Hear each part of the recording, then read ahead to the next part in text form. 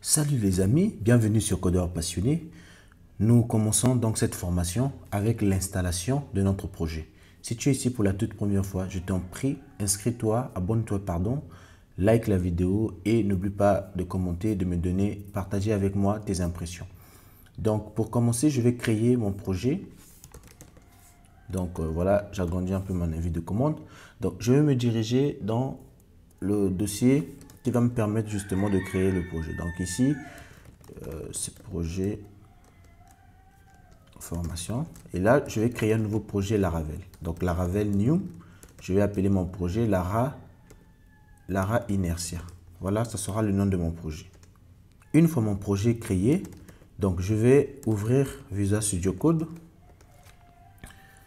Voilà, j'ouvre Visual Studio Code. Alors, je vais plutôt l'ouvrir. Donc, je vais me diriger dans le répertoire de mon projet, pardon. Donc, ici, c'est Lara Inertia. Et à l'intérieur de ce répertoire, je vais ouvrir mon éditeur de code. Donc, jusqu'ici, les amis, je suppose que vous connaissez comment faire ces petites manipulations. Je ne vais pas perdre beaucoup de temps là-dessus. Donc, mon éditeur de code est ouvert. Je vais ouvrir cette fois-ci mon navigateur et je vais me rendre sur la page d'installation de Inertia. Je viens au niveau de l'installation de Inertia et ici, je vais copier donc ce code. Sachez que Inertia nous propose deux étapes dans l'installation. Nous avons une première étape qui consiste donc à installer Inertia côté backend et puis nous avons une autre étape où nous devons l'installer côté client. Sachez que Inertia a besoin de ces deux côtés pour fonctionner. Le côté back-end qui va intercepter les requêtes qui proviennent de Inertia client et le côté client qui va également faire un ensemble de traitements couplés avec Vue.js. Donc, nous avons besoin de ces deux installations. Pour commencer, on va installer Inertia côté serveur. Donc, je copie ce code et je le colle là. J'exécute cette commande. Donc, cette commande va installer Inertia. Et voilà, Inertia est bel et bien installé. Ensuite, je vais suivre tout simplement ce que la documentation me demande de faire. Ensuite, on me demande de copier ce code. En réalité, par défaut, Inertia va chercher un fichier au nom de app.blade.php. Donc ici, dans mon code, je me rends compte que dans ressources ou view, je n'ai pas ce fichier. Donc ce que je fais, je vais tout simplement, au niveau de ce welcome, je vais plutôt modifier le nom de ce fichier en app.blade.php. OK? Et à l'intérieur, je vais remplacer tout ce qu'il y a ici par le code que j'ai copié au niveau de la documentation. Donc, rien de bien compliqué. Une fois que c'est fait, on me demande par la suite de générer une middleware. Donc, les amis, quand on parle de middleware dans Laravel, les middleware, ce sont en fait les logiciels, des petits logiciels, c'est des fonctionnalités, comprenez ça comme ça, qui s'exécute entre une requête entrante vers le serveur. Donc, quand un utilisateur envoie une requête au niveau du serveur, eh bien, le middleware va intercepter cette requête. Et donc, à l'intérieur du middleware, on peut mettre un ensemble de traitements avant que la requête ne transite au niveau de notre serveur. Et les middleware également peuvent intercepter une requête pendant qu'elle fait le chemin retour vers le client. Donc, Inertia a besoin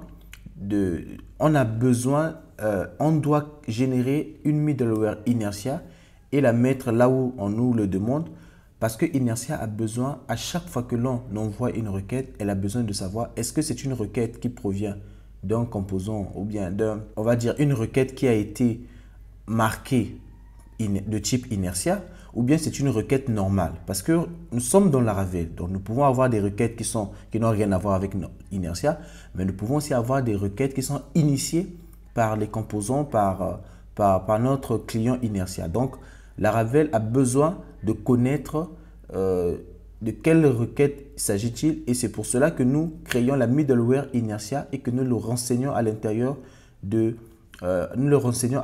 groupe web. Comme ça, à chaque fois qu'une requête de type web est transmise, on va vérifier les paramètres d'entête de cette requête. Et si c'est une requête qui est signée Inertia, eh bien, c'est cette middleware-là qui va exécuter un ensemble de traitements pour garantir le bon fonctionnement par rapport aux résultats que nous attendons d'Inertia. Donc, c'est un peu ça, les amis. Donc ici, je veux copier tout simplement ici. Et je viens ici. Je vais coller cette middleware. Vous voyez, cette middleware a été générée avec succès. Donc si je reviens au niveau de mon code, vous allez remarquer handle inertia. Voilà, la middleware, elle est là. Donc, elle existe, cette middleware. Là, il y a des fonctionnalités qui sont héritées de cette classe-là. Donc, voilà. Maintenant, nous pouvons la personnaliser en ajoutant, par exemple, à chaque fois, si nous voulons, on peut ici dire quelles sont les propriétés que nous voulons envoyer. Bref, ça, nous allons voir ça plus tard. Mais déjà, ça, c'est très important. Alors, qu'est-ce qu'on va faire? Nous devons enregistrer cette middleware. Vous savez qu'avec Laravel, lorsque vous avez des middleware, vous devez les enregistrer dans le fichier kernel. Dans le fichier kernel se trouve dans app, http et vous avez ici le fichier kernel.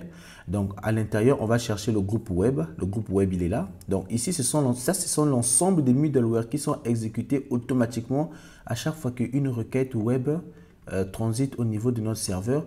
Et ici, voilà, toutes les requêtes de type API. Vous savez qu'avec Laravel, lorsque vous regardez le fichier route, nous avons API où nous pouvons définir les routes pour les API et puis nous avons web où nous pouvons définir des routes pour le web. Donc voilà, c'est un peu ça. Donc, ici, on va tout simplement ajouter on va enregistrer notre middleware ici pour que à chaque fois qu'une requête transite, eh bien, qu'il y ait aussi un traitement de type inertia qui soit justement effectué pour cette requête. Ok? Donc, une fois que c'est fait, les amis, voilà, nous avons créé Inertia. Nous avons ici déjà notre code qui va fonctionner. Donc là, les amis, vous n'êtes pas obligé d'arriver juste ici. On peut s'arrêter à ce stade. Donc, on va partir maintenant au niveau du client. Donc, au niveau du client ici, alors, au niveau du client, on nous propose d'installer Inertia et la version d'Inertia qui marche avec Vue.js 3. Parce que Inertia, on peut bien l'utiliser avec Vue.js 2, on peut l'utiliser avec React, on peut aussi l'utiliser avec Svelte. Donc, ce n'est pas que pour Vue.js. Ce n'est pas que pour Vue.js. On peut utiliser Inertia avec d'autres frameworks JavaScript. Et c'est la même chose aussi côté serveur. On peut utiliser Inertia pour le langage Ruby and Rails. Donc, ce n'est pas que pour Laravel. Mais c'est tout simplement un adaptateur qui facilite la communication entre le serveur ainsi que le client. D'accord? Donc, ceci étant fait, je vais tout simplement copier ce qui est là. Oups, les amis, on va plutôt prendre Inertia pour Vue.js 3. Donc, on va copier ici et on va coller ici. Voilà. Donc là, on installe Inertia Vue.js 3. Et donc, on va patienter un peu le temps que l'installation se fasse. Ensuite, on revient au niveau de la documentation. On nous dit la prochaine étape, il s'agit là, en fait, de créer donc une application de type Inertia. D'accord?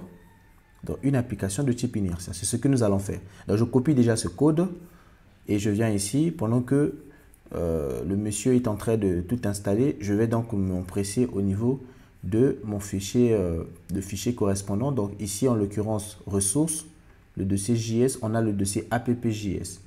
Donc, au niveau de app.js, ce que nous allons faire ici, nous allons tout simplement venir déposer le code ici.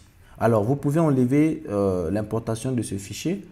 En fait, ce fichier, c'est tout simplement le fichier Bootstrap qui est ici, à ne pas confondre avec le framework CSS Bootstrap. Parce que beaucoup de gens confondent en fait ce fichier avec Bootstrap. Ça n'a rien à voir, c'est juste un fichier qui est nommé Bootstrap. Et à l'intérieur, il y a un ensemble de code qui nous permet au fait de faire un certain ensemble de choses. Mais au fait, là, ça dépend de si vous pouvez supprimer, vous pouvez annuler l'importation de ce fichier dans notre fichier app.js. C'est seulement si vous n'avez pas besoin de ça. Il n'y a rien de bien compliqué ici.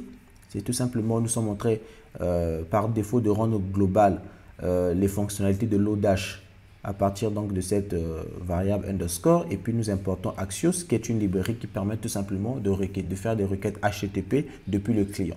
Donc nous allons utiliser Inertia, mais il peut aussi arriver qu'on ait besoin d'Axios. Donc on va garder ce fichier. On va garder l'importation de ce fichier parce qu'il peut arriver pour certaines requêtes où on a juste besoin de récupérer les données et de ne rien faire d'autre, on peut avoir besoin d'utiliser Axios. Donc ici les amis, une fois qu'on a copié ceci, on va juste vérifier que tout est bon ici. Voilà, Inertia est installé. Donc nous avons ici notre projet Inertia. Alors comment on va faire pour tester? Moi j'aimerais que pendant que vous fassiez cette installation, que vous puissiez comprendre ce que vous faites. Je n'aimerais pas juste vous montrer les différentes étapes, mais je veux que chacun de vous soit capable de comprendre qu'est-ce qui qu'est-ce qui est quoi, qu'est-ce qui peut faire que ça ne marche pas, etc., etc. Donc, on va aller étape par étape. Donc, ici, je vais à présent procéder donc, comme je l'ai dit tout à l'heure, donc on a créé notre application de type Inertia.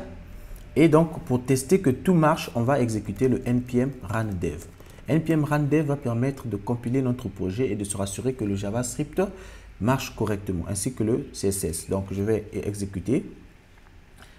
Et donc, il va essayer de travailler et il va se rendre compte qu'il y a une erreur. Il va dire, au fait, je n'ai pas pu trouver le fichier page. Voilà, plutôt le dossier page. Alors, qu'est-ce qui se passe? Il se passe que pendant que nous créons notre application Inertia, nous sommes en train de lui dire, voici le dossier principal où sera logé les composants qui sont utilisés dans notre projet.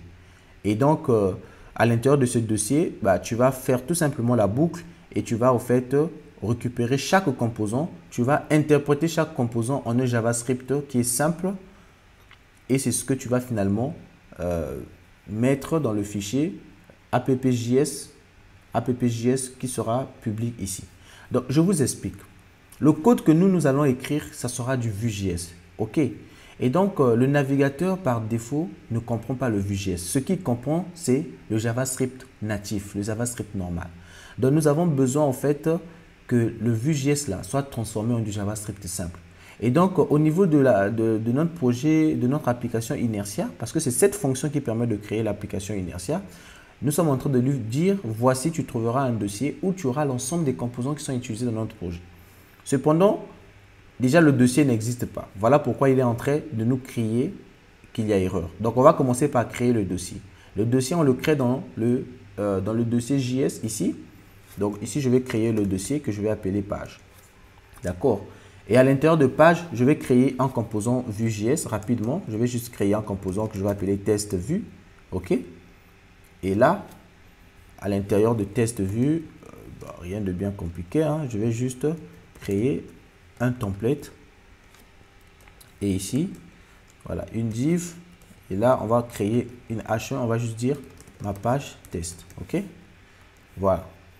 Donc là, si je reviens ici, j'exécute la même commande que tout à l'heure. Eh bien, voilà ce qu'il va me dire. Il va me dire, OK, c'est bon, j'ai trouvé page vue, j'ai trouvé qu'il y a un composant test vue que j'ai essayé, évidemment, que j'ai essayé de parser, donc que j'ai essayé de lire pour comprendre son contenu. Mais le problème, c'est que il n'y a aucun loader. Donc, lisez bien, on dit que vous avez certainement besoin d'un loader pour ce type de fichier. C'est-à-dire que dans notre application ici, dans le fichier app.js, nous récupérons notre composant. Cependant, lorsque vous venez au niveau de webpack.mix.js, eh bien, le fichier webpack.mix.js, c'est ce fichier-là qui est responsable en fait de prendre le contenu de notre fichier app.js qui est ici et puis de le convertir en un JavaScript simple. Donc, en fait, celui qui fait la conversion de Vue.js en du JavaScript simple, c'est Laravel Mixed. Donc, c'est ce que nous avons importé ici. C'est ce mix-là qui fait la conversion. Et donc, ce Laravel Mix-là, actuellement, ne comprend pas le langage Vue.js. Voilà pourquoi il nous dit qu'on a certainement besoin d'un loader. Donc, les loaders, ce sont des petites librairies qui assurent la compatibilité, sinon la traduction, l'interprétabilité entre un certain framework JavaScript, un certain langage, en fait, une façon d'écrire du JavaScript, un JavaScript plus simple. Donc, ils vont tout simplement démystifier les choses. Ils vont dire que non, t'inquiète, ce que Vue.js essaie de dire, voici comment je peux le représenter en JavaScript simple pour que les navigateurs les comprennent. Donc, il faut donner à Laravel Mix la capacité de traduire le code Vue.js. Et comment on le fait? Eh bien, on vient tout simplement ici, on va dire à Laravel Mix, écoute, le JavaScript que tu vas traduire là, attention, utilise le langage Vue. Par défaut, Laravel Mix va venir au niveau du package.json et il va regarder. Est-ce que le monsieur, au niveau de la dépendance ici, là, il a vu? Si vous avez Vue.js qui est installé, il prendra la version de Vue.js qui est installée. Donc, on a la possibilité de dire ici, utilise Vue 2. On a la possibilité de dire, utilise Vue 3. Mais par défaut, il prendra la version la plus récente de Vue qui est disponible dans notre projet. Donc ça, c'est quelque chose à ne pas oublier. Une fois que nous faisons ceci, eh bien, nous venons là, ok, on exécute notre commande. Eh bien, vous voyez ce qu'il nous dit. Il nous dit que c'est vrai que tu me demandes de lire vue. Ok, j'ai compris que je dois le traduire en vue, mais seulement je n'ai pas le package qui me permet de faire la traduction du Vue.js en du JavaScript simple. Donc, je te propose d'installer ce package, ça s'appelle le Vue Loader. Installe-le, comme ça je pourrais donc traduire du code Vue en du code JavaScript simple. Donc les amis, je voulais juste à ce niveau vous montrer au fait les différents états, que vous puissiez comprendre qu'est-ce qui est caché derrière tous les packages que vous installez que vous ne comprenez pas. Maintenant que c'est fait, alors je tiens juste à vous signaler que dans notre projet, jusqu'à l'heure actuelle, nous n'avons pas installé Vue.js. Et donc un projet Laravel est composé, contient des fichiers de dépendance. Nous avons package.json qui contient les dépendances côté client et puis nous avons composer.json qui contient les dépendances côté serveur. Donc, il ne faut jamais oublier cela. Donc, nous, ce qui nous intéresse, ce sont les dépendances côté client parce que Vue.js, c'est une dépendance côté client. Donc, on doit déjà procéder par l'installation de Vue.js. Sinon, même si on installe le Vue Loader, ça ne marchera pas.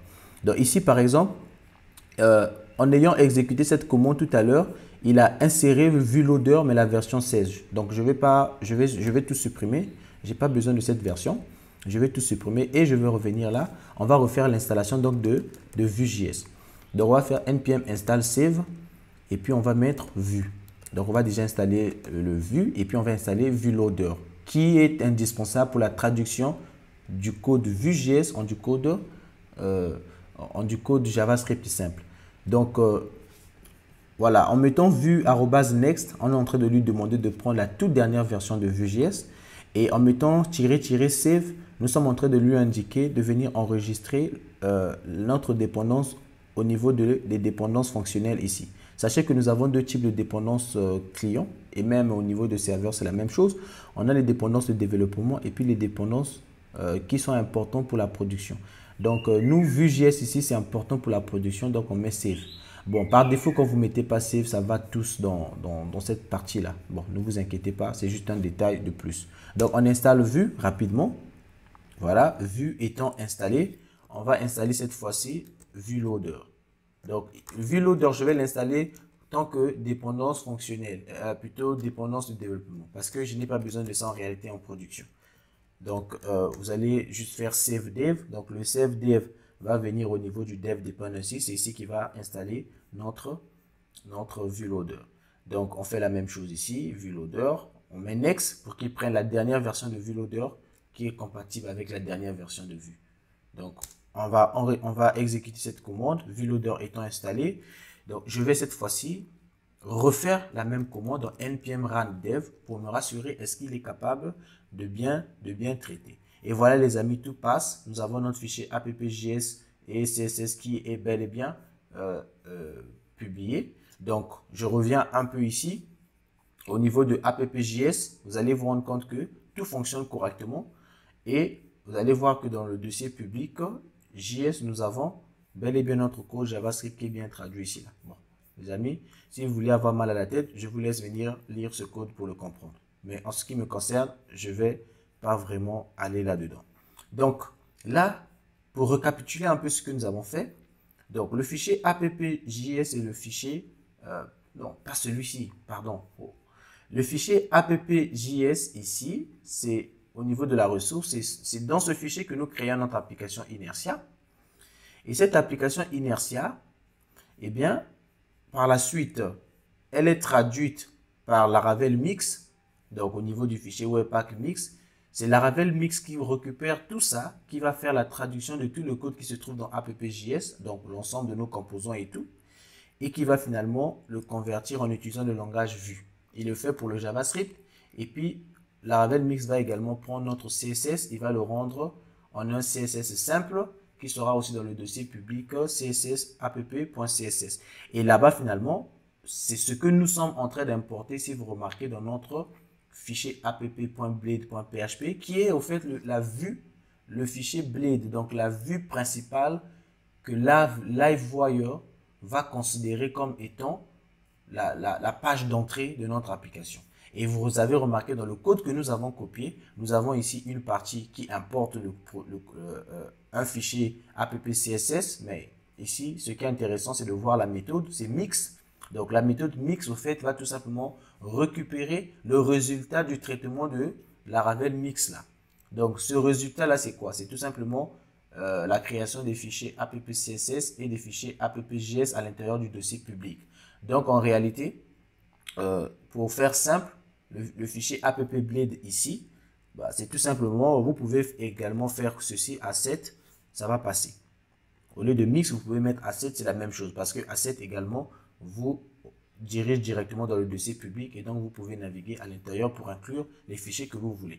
Donc voilà là les amis, tout ce qu'il y avait à savoir en ce qui concerne l'installation. À présent les amis, nous allons tester que notre composant marche avant de boucler cette vidéo. Donc pour tester que notre composant marche, on va tout simplement venir au niveau du fichier web, donc où nous avons défini cette route.